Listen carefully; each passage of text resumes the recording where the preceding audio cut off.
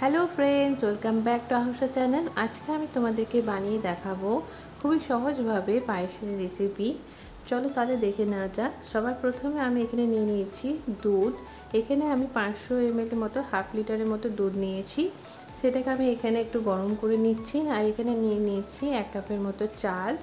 এখানে আমি গোবিন্দভোগ চাল ইউজ করেছি। এখন আমি এর মধ্যে দিয়ে দিচ্ছি দুটো এলাচগুলোকে একটু থাকালে এর মধ্যে দিয়ে দিলাম। এখন আমি এর মধ্যে যে চালটা আমি ভিজিয়ে রেখেছিলাম সেটা আমি এর মধ্যে অ্যাড করে দিলাম। চালটাকে আমি ভালোভাবে ওয়াশ করে একটু ভিজিয়ে রেখেছিলাম। এখন আমি খুব অল্প পরিমাণে একটু নুন অ্যাড করে দিচ্ছি যাতে চালটা ভালোভাবে সেদ্ধ হয়ে যায়। এটা লো ফ্লেমে রেখে একটু ভালোভাবে নাড়াচাড়া করতে হবে যাতে নিচে থেকে এটা দলা বেঁধে না যায়। এইভাবে এটাকে অনবরত নাড়তে থাকতে হবে, খুব বেশি হাই ফ্লেমে রাখা যাবে না এবং এটাকে এইভাবে কিছুক্ষণ নেড়ে চেড়ে সেদ্ধ করে নিতে হবে।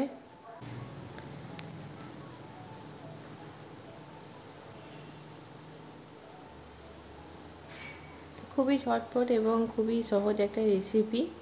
দেখতে পাচ্ছ এখানে আমার চালটা ফুটে উঠেছে এবং দেখতে পাচ্ছ কতটা দুধটা টেনে নিয়েছে। এখন এইভাবে একটু নাড়াচাড়া করে আমি এটাকে সেদ্ধ করে নিচ্ছি। এক্ষেত্রে চিনি অ্যাড করা যাবে না, চিনিটা সবার লাস্টে অ্যাড করতে হবে। এখন আমি দেখছি এটা সেদ্ধ হয়েছে কি না। এইভাবে একটু চালগুলোকে টিপে চেক করে নিতে হবে এটা সেদ্ধ হয়েছে কি না। এখন আমার চালটা পুরোপুরিভাবে সেদ্ধ হয়ে গিয়েছে। এরপর আমি এর মধ্যে অ্যাড করে দেব নারকেল গুঁড়ো। নারকেলটাকে আমি ভালোভাবে আগে গুঁড়ো করে নিয়েছিলাম, সেটা এর মধ্যে অ্যাড করে দিচ্ছি। নারকেলটা একটু আগে থেকে অ্যাড করতে হবে, তাহলে এটা কিন্তু নরম হবে। অনেক নারকেল হয় যেগুলো সহজে কিন্তু নরম হয় না, কাঁচা থাকে, তখন ওটা মুখে খুব লাগে। তো এই ক্ষেত্রে নারকেলটা আমি একটু আগে অ্যাড করে দিচ্ছি যাতে এটা একটু ভালোভাবে সেদ্ধ হয়ে যায়। এখন এইভাবে আরও 5 মিনিট আমি এইভাবে নেড়ে চেড়ে নিলাম।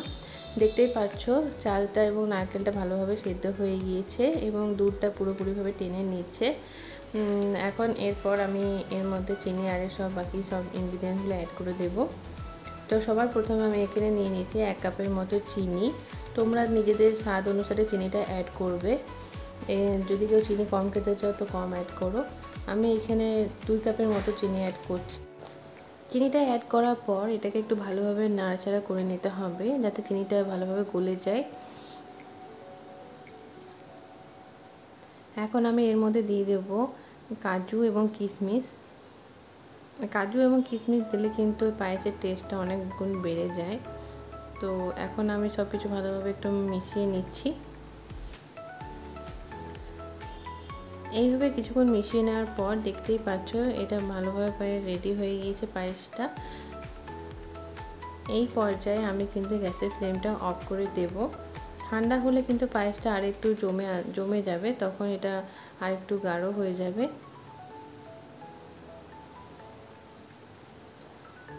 পাঁচ মিনিট এইভাবে একটু ফুটিয়ে নেওয়ার পর আমি গ্যাসের ফ্লেমটা অফ করে দিচ্ছি।